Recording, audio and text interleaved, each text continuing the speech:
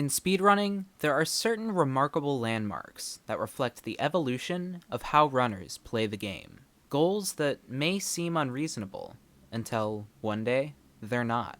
In Minecraft, one of those landmarks is getting a random seed glitchless run in under 20 minutes. On August 8th, 2020, The Sizzler got the first sub-20 RSG Minecraft speedrun on any version, doing so on 1.16.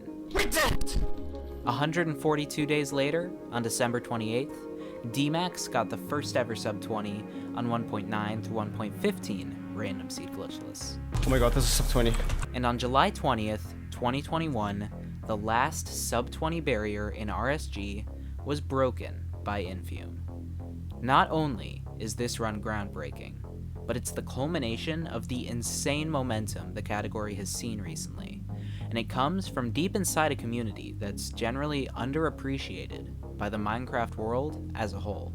And on top of all that, the run itself is pretty weird. Trust me, you're gonna want to watch to the end of this one. I genuinely really hope you enjoy this record, because I sure do. This is Infume's Sub-20.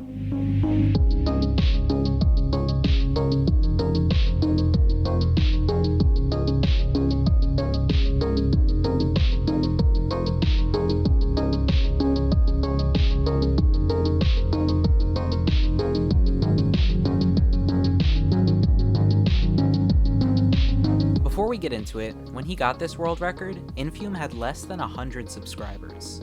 His channel is linked in the description. I think you know what to do.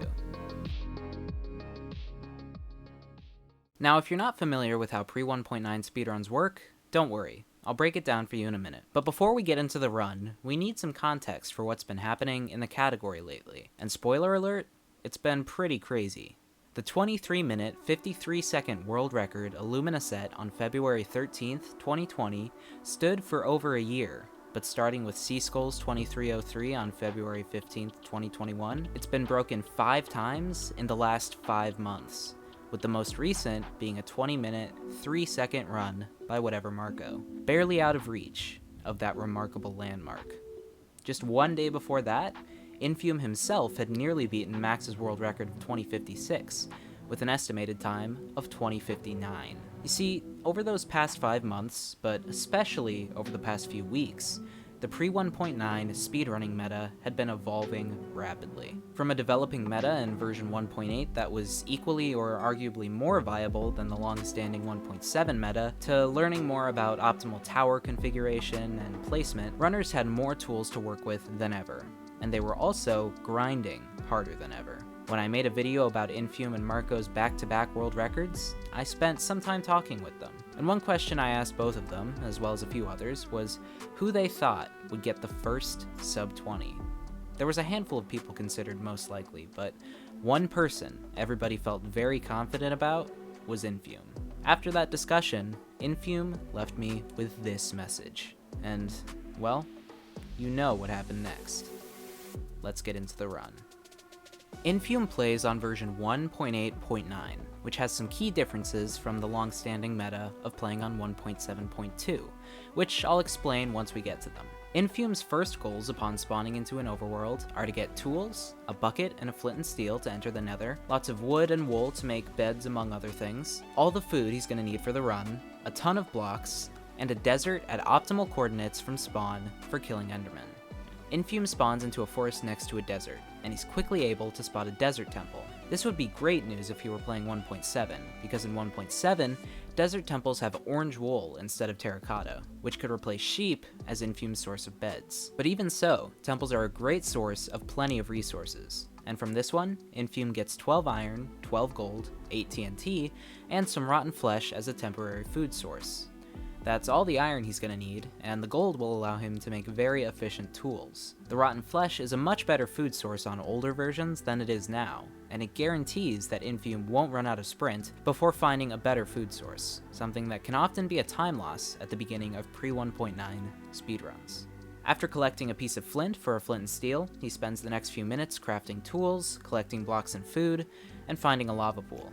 Believe it or not, playing on version 1.8 has already saved him a significant amount of time over 1.7, because he was able to skip 2 steps he would have otherwise had to take. You see, the method of getting ender pearls on 1.8 is called the Zen Tower, and one product of the Zen Tower is that you get loot from other mobs in addition to endermen. That includes arrows from skeletons. So instead of killing chickens for feathers and digging gravel for extra flint so that he can craft arrows to fight the dragon, Infume can skip those steps because he'll get arrows overnight anyway.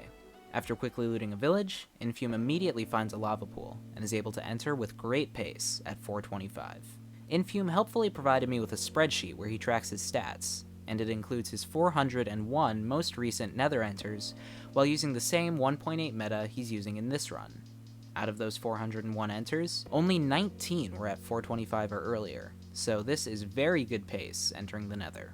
In the Nether, Infume's goal is simple: find another fortress, get blaze rods, and return to the overworld.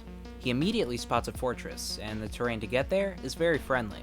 His blaze fight starts out great, as 3 stray blazes spawn on the bridge, and all of them drop rods, a 1 in 8 chance. He's also got both of the fortress's blaze spawners right next to each other, but when he approaches the first one, only 1 blaze spawns, and it doesn't drop a blaze rod.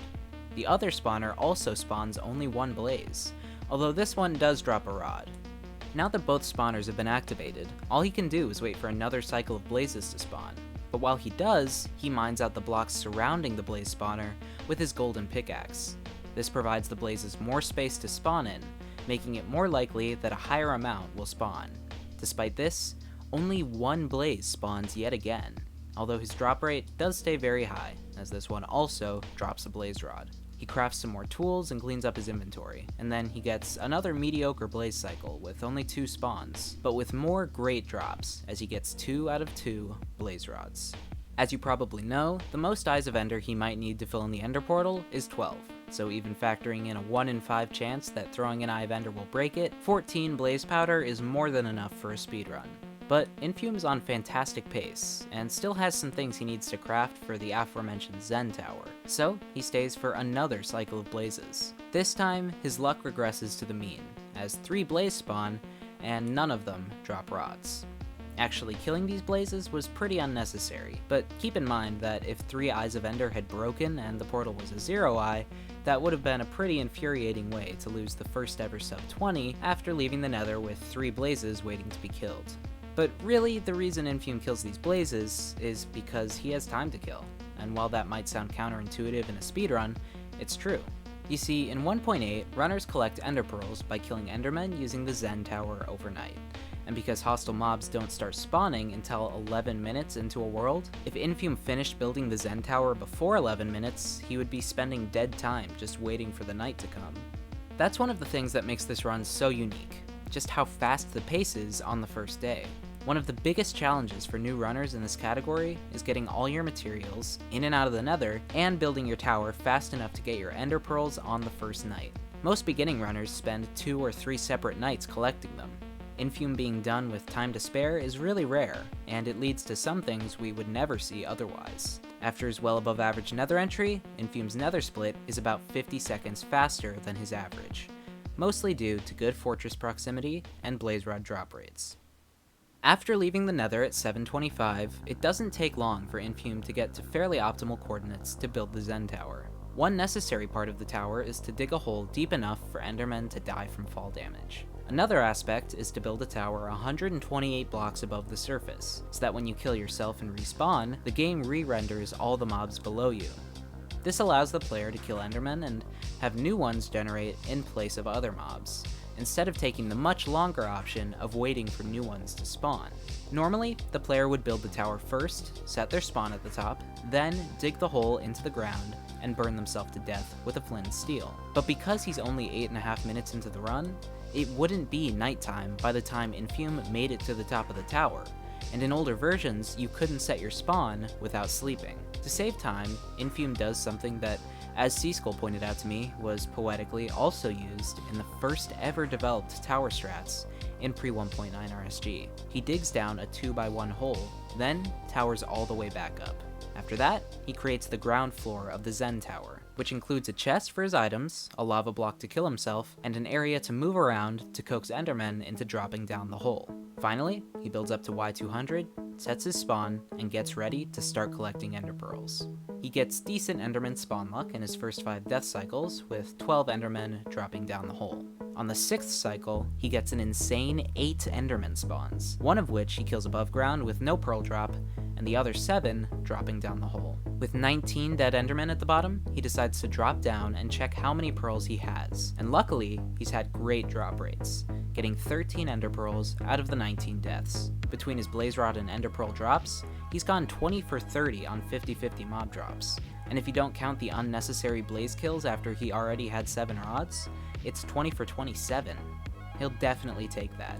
And because of it, he's got a fantastic tower split of 3 minutes and 20 seconds. Once again, over 50 seconds faster than his average. With a 15-15 tower leave, he's on great potential world record pace. And after using the F3 screen and 2 Eye of Ender throws, he sees that the Stronghold is less than 500 blocks away. Now, he knows he's on a special run. After about a minute and a half of running, he finds some sheep, which he shears to make more beds for the end fight. Then, throws an eye to see that the Stronghold is behind him. After about 45 seconds of some inexact triangulation while being chased down by mobs, Infume realizes that the eyes point near the entrance of a steep cave, and he drops down it before starting to dig down. His estimation is immediately affirmed when he hears silverfish, and he quickly drops into the portal room, where he finds a 2-eye. Not that it matters, as only one of his eyes of ender broke. After crafting a bow and plenty of beds, his plan is to fill in the portal and enter the end, where if he spawns on a floating island away from the dragon, all he has to do is throw an ender pearl towards the island. Well, the end portal decides not to cooperate, and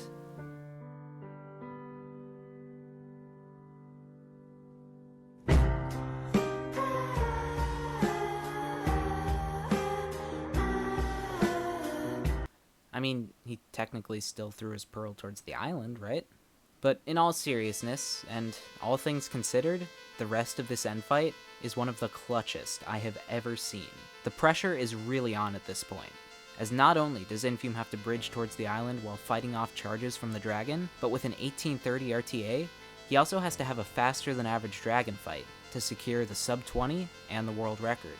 But even with that measurement, he can't know for sure how much time he has, since his loading times have cut off an unknown amount of time from his in-game time.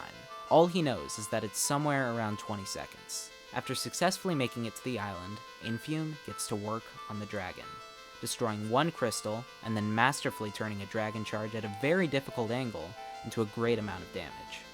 After taking out another crystal, the dragon charges again almost immediately, and Infume gets another great bed off. With his time running out, the dragon decides to ignore Infume, so Infume angers it with an arrow, then baits it into a 3rd bed explosion, which yet again is timed very well.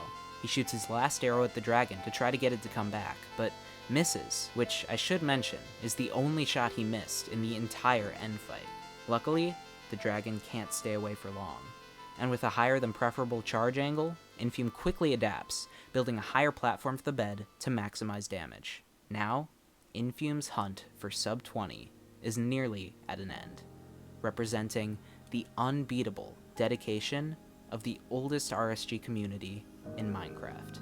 Despite coming before the other versions, Pre-1.9 speedruns took the longest to reach that remarkable landmark of beating the game in under 20 minutes, and it's generally talked about much less than the faster, newer categories. But this run by Infume, several years in the making, had as much history behind it as any speedrun we've ever seen in the game. As it turns out, with enough time and dedication, the unreasonable, just sometimes, becomes reasonable. And with 1 dragon charge left, Infume was finally ready to make that leap.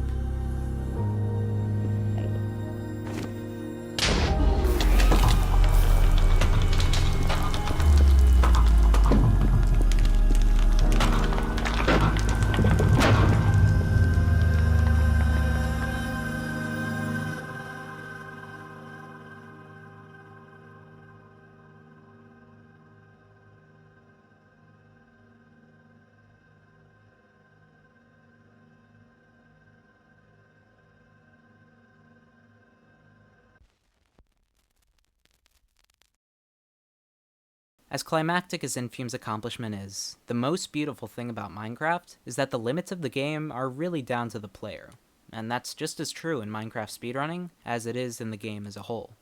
With current strategies, a sub 19 in Pre-1.9 is very conceivable, and it would be foolish of me to discount any potential time saves that could come in the future.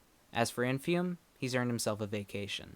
But he's still interested in speedrunning, with 1.16 being a fun break, before he starts to seriously grind 1.15, where top runners are looking to take that category to another remarkable landmark, sub 15.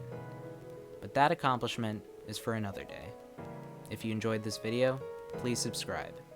And as always, I'll see you in the next one.